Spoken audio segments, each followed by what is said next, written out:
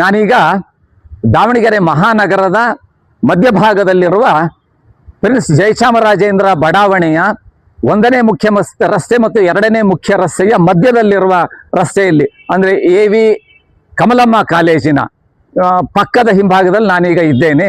ಇದು ಎಷ್ಟು ವಿಶೇಷವಾದ ಸ್ಥಳ ಅಂತ ಹೇಳಿದರೆ, ರಾಷ್ಟ್ರಪಿತ ಮಹಾತ್ಮ ಗಾಂಧೀಜಿಯವರು ಪಾದಸ್ಪರ್ಶ ಮಾಡಿದ ಪವಿತ್ರ ಸ್ಥಳ ಇದಾಗಿದೆ. ಅವರಿಂದನೇ ಇಲ್ಲಿ ಆದಿ ಕರ್ನಾಟಕ ಆದಿ ದ್ರಾವಿಡರ ಶಿಕ್ಷಣಕ್ಕಾಗಿ ಒಂದು ವಿದ್ಯಾರ್ಥಿ ನಿಲಯದ ಶಂಕುಸ್ಥಾಪನೆ ಇಲ್ಲಿ ನೆರವೇರಿದ್ದು 1934ನೇ ಇಸ್ವಿ ಮಾರ್ಚ್ 2ನೇ ತಾರೀಕು. ಇದು ಮಹಾತ್ಮ ಗಾಂಧೀಜಿ ಅವರು ತಮ್ಮ ಜೀವಿತದಲ್ಲಿ ಕೇವಲ 2 ಶಂಕುಸ್ಥಾಪನೆ ಮಾಡಿದ್ದು ಅಂತ ಹೇಳ್ತಾರೆ. ಅದರಲ್ಲಿ ಒಂದು ದಾವಣಗೆರೆನಲ್ಲಿದೆ ಅಂತಂದಾಗ ಇದು ಇಡೀ ಭಾರತ ದೇಶ ಅಲ್ಲ, ಪ್ರಪಂಚವೇ ಗಮನಿಸಬಹುದಾದ ಮಹತ್ತರವಾದ ಸ್ಥಳ ಇದಾಗಿದೆ.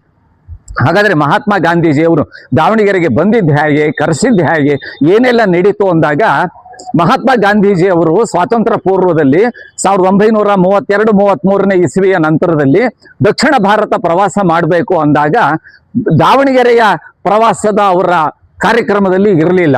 ರಾಣೆಬೆನ್ನೂರಿತ್ತು, ಬೇರೆ ಬೇರೆ ಕಡೆ ಇತ್ತು. ದಾವಣಗೆರೆಗೂ ಮಹಾತ್ಮ ಗಾಂಧೀಜಿಯವರು ಬರಬೇಕು ಅಂತ ಹೇಳಿ ಇಲ್ಲಿದ್ದ ಹಿರಿಯ ಸ್ವಾತಂತ್ರ್ಯ ಹೋರಾಟಗಾರರು, ಅದರಲ್ಲೂ ಪ್ರಮುಖವಾಗಿ ಆಗಿನ ಸ್ವಾತಂತ್ರ್ಯ ಹೋರಾಟದಲ್ಲಿ ಅತಿ ದೊಡ್ಡ ಪಾತ್ರವನ್ನು ವಹಿಸ್ತಾ ಇದ್ದ ಗಣ್ಯ ವರ್ತಕರು ಆಗಿದ್ದ, ಸಾತ್ವಿಕ ವ್ಯಕ್ತಿಗಳು ಆಗಿದ್ದ ಕಾಸಲು ಶ್ರೀನಿವಾಸ ಶ್ರೇಷ್ಠಿರವರು ಮಹಾತ್ಮ ಗಾಂಧೀಜಿಯವರಿಗೆ ಪತ್ರವನ್ನು ಬರೆದರು. ಮಹಾತ್ಮ ಗಾಂಧೀಜಿ ಅವರಿಂದ ಉತ್ತರ ಬಂತು. ಆ ಉತ್ತರದಲ್ಲಿ 3 ಪ್ರಶ್ನೆ ಕೇಳಿದ್ರು ಮಹಾತ್ಮ ಗಾಂಧೀಜಿಯವರು.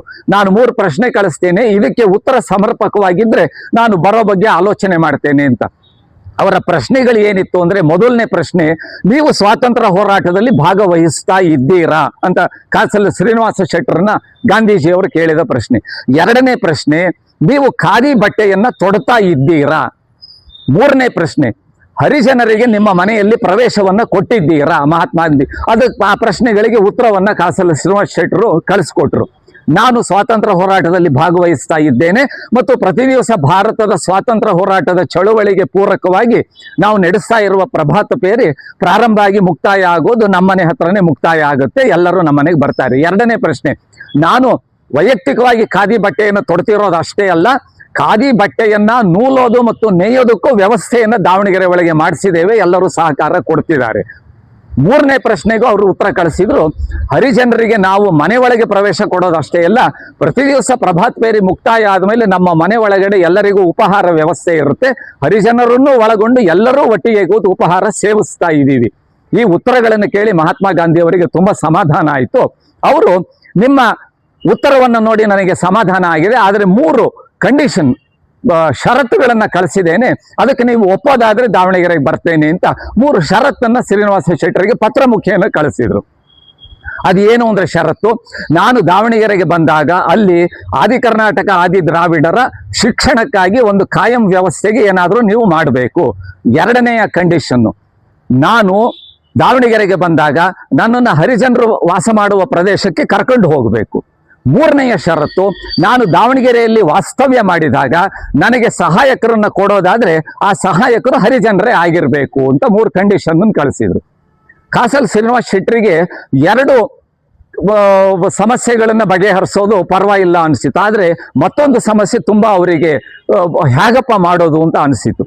ಏನು ಅಂದ್ರೆ, ಹರಿಜನರಿಗಾಗಿ ಅಂದ್ರೆ ಆದಿ ಕರ್ನಾಟಕ ಆದಿ ದ್ರಾವಿಡರಿಗೆ ಕಾಯಂ ಶಿಕ್ಷಣಕ್ಕಾಗಿ ಏನಾದರೂ ವ್ಯವಸ್ಥೆ ಆಗಬೇಕು ಅಂತ ಕೇಳಿದ್ರಲ್ಲ, ಅದಕ್ಕೆ ಜಾಗ ತೆಗಿಬೇಕು, ಜಾಗ ಹುಡುಕಬೇಕು ಅಂತ ಅಂದಾಗ, ಆಗ ಬ್ರಿಟಿಷ್ ಆಡಳಿತ ಇದ್ದಾಗ ದಾವಣಗೆರೆ ಟೌನ್ ಪಂಚಾಯಿತಿ ಆಗಿತ್ತು. ಅದನ್ನು ಆ ಟೌನ್ ಪಂಚಾಯಿತಿಗೆ ಸ್ವಾಭಾವಿಕವಾಗಿ ಸರ್ಕಾರದ ಪ್ರಕಾರ ಅಧ್ಯಕ್ಷರು ತಹಶೀಲ್ದಾರರೇ ಆಗಿರ್ತಾರೆ.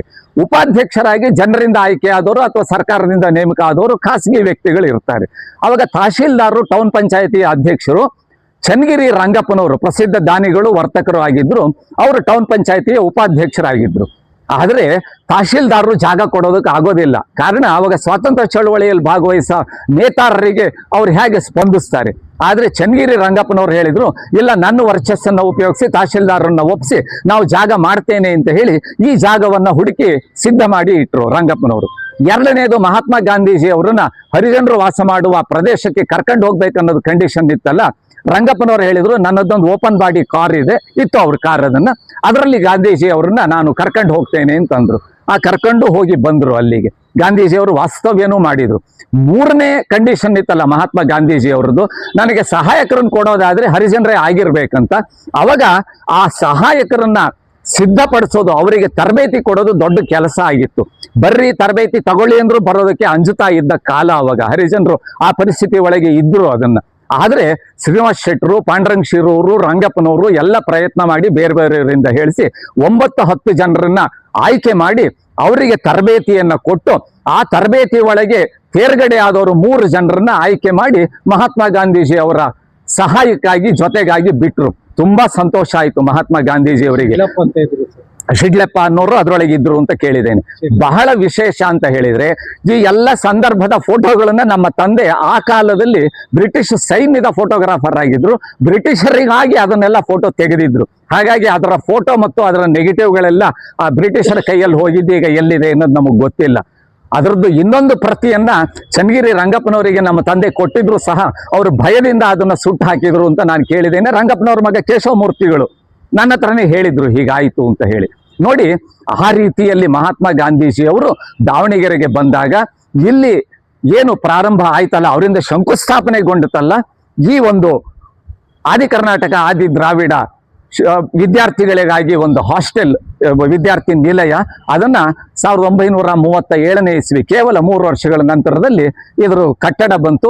ಅದನ್ನ ಆಗಿನ ಮೈಸೂರಿನ ದಿವಾನರಾಗಿದ್ದ ಸರ್ ಮಿರ್ಜಾ ಇಸ್ಮಾಯಿಲ್ ದಾವಣಗೆರೆಗೆ ಬಂದಾಗ ಫೆಬ್ರವರಿ ತಿಂಗಳು 1937ನೇ ಇಸ್ವಿನಲ್ಲಿ ಅದನ್ನ ಉದ್ಘಾಟನೆ ಸಹ ಮಾಡಿದ್ರು. ಈಗ ವ್ಯವಸ್ಥಿತವಾಗಿ ಈ ಜಾಗದಲ್ಲಿ ಆದಿ ಕರ್ನಾಟಕ ಆದಿ ದ್ರಾವಿಡ ಹರಿಜನ ವಿದ್ಯಾರ್ಥಿಗಳಿಗಾಗಿ ಎಲ್ಲ ರೀತಿಯ ಪಾರಂಪರಿಕ ಆಧುನಿಕ ಶಿಕ್ಷಣಗಳಿಗೆ ವ್ಯವಸ್ಥೆ ಇದೆ. ವಿದ್ಯಾರ್ಥಿಗಳಿಗೆ ಬೇಕಾದ ಹಾಗೆ ವಸತಿ, ಆಹಾರದ ವ್ಯವಸ್ಥೆ ಎಲ್ಲ ಕೊಡ್ತಾ ಇದ್ದಾರೆ ಇಲ್ಲಿ ಉಚಿತವಾಗಿ. ತುಂಬಾ ಚೆನ್ನಾಗಿ ಇದನ್ನೆಲ್ಲ ನಡೆಸ್ಕೊಂಡು ಹೋಗ್ತಾ ಇದ್ದಾರೆ. ಬಹಳ ವಿಶೇಷವಾಗಿ ನಾನು ಇದನ್ನೆಲ್ಲ ಯಾಕೆ ಹೇಳ್ತಾ ಇದ್ದೇನೆ ಅಂದ್ರೆ, ದಾವಣಗೆರೆಗೆ ಬಂದ ಪ್ರತಿಯೊಬ್ಬ ವ್ಯಕ್ತಿಯೂ ಸಹ ಈ ಜಾಗಕ್ಕೆ ಬಂದು ನೋಡದೆ ಹೋದ್ರೆ ಅವ್ರ ದಾವಣಗೆರೆಯ ಭೇಟಿ ಅಪೂರ್ಣ ಅಂತ ಅನ್ಸುತ್ತೆ. ಕಾರಣ ಏನು ಅಂತ ಹೇಳಿದ್ರೆ, ಮಹಾತ್ಮ ಗಾಂಧೀಜಿ ಅವರು ಪಾದಸ್ಪರ್ಶ ಆದ ಪವಿತ್ರ ಜಾಗ ಅಷ್ಟೇ ಅಲ್ಲ, ನಾವು ಜನ ಹೇಳೋ ಹಾಗೆ 2 ಶಂಕುಸ್ಥಾಪನೆ ಅವರ ಜೀವಿತದಲ್ಲಿ ಮಾಡಿದ್ರೊಳಗೆ ಒಂದು ಶಿಲಾನ್ಯಾಸ ಶಂಕುಸ್ಥಾಪನೆ ಗಾಂಧೀಜಿಯವರಿಂದಾಗಿದ್ದು ಇಲ್ಲಿ ಇದೆ ಅಂತ ಹೇಳಿದ್ರೆ ಎಷ್ಟು ಮಹತ್ವ ಇದೆ. ಇದನ್ನ ಇನ್ನಷ್ಟು ಮತ್ತಷ್ಟು ವಿವರಗಳನ್ನು ನಾನು ಕೊಡ್ತೇನೆ. ಮಹಾತ್ಮ ಗಾಂಧೀಜಿ ಅವರ ಈ ದಾವಣಗೆರೆ ಭೇಟಿಯಿಂದಾಗಿ ಮ್ಯಾಂಚೆಸ್ಟರ್ ಆಫ್ ಕರ್ನಾಟಕ ಎನ್ನುವಂತೆ ಕೈಗಾರಿಕೆ ಒಳಗೆ ಗುರುತಿಸ್ಕೊಂಡ ದಾವಣಗೆರೆ ಈಗ ಆಕ್ಸ್ಫರ್ಡ್ ಅಥವಾ ಕೇಂಬ್ರಿಡ್ಜ್, ಆಕ್ಸ್ಫರ್ಡ್ ಆಫ್ ಕರ್ನಾಟಕ ಅನ್ನುವಂತೆ ಶೈಕ್ಷಣಿಕವಾಗಿ ಗುರುತಿಸ್ಕೊಳ್ತಿದೆ ಅಂತಂದ್ರೆ ಅದಕ್ಕೂ ಪರೋಕ್ಷವಾಗಿ ಮಹಾತ್ಮ ಗಾಂಧೀಜಿಯವರ ಈ ದಾವಣಗೆರೆ ಭೇಟಿ ಕಾರಣ ಆಗಿದೆ. ಅದನ್ನೆಲ್ಲ ಮುಂದೆ ಇನ್ನೊಂದು ಎಪಿಸೋಡಲ್ಲಿ, ಇನ್ನೊಂದು ಇದರೊಳಗೆ ವಿಡಿಯೋದಲ್ಲಿ ನಿಮಗೆಲ್ಲ ಕೊಡ್ತಾ ಇದ್ದೇನೆ. ಇದನ್ನೆಲ್ಲ ನೀವು ಹಂಚ್ಕೊಳ್ರಿ. ನಮ್ಮ ಯೂಟ್ಯೂಬಲ್ಲಿ ಮತ್ತು ಫೇಸ್ಬುಕ್ಕಲ್ಲಿ ಇದೆಲ್ಲ ನೋಡಿ ಬೇರೆಯವ್ರ ಜೊತೆಗೆ ಹಂಚ್ಕೊಳ್ಳಿ, ಲೈಕ್ ಕೊಡಿ. ಮತ್ತಷ್ಟು ಮಗದಷ್ಟು ವಿವರಗಳನ್ನು ಆಗಾಗ ಕೊಡ್ತಾ ಇರ್ತೇನೆ. ನಮಸ್ಕಾರ.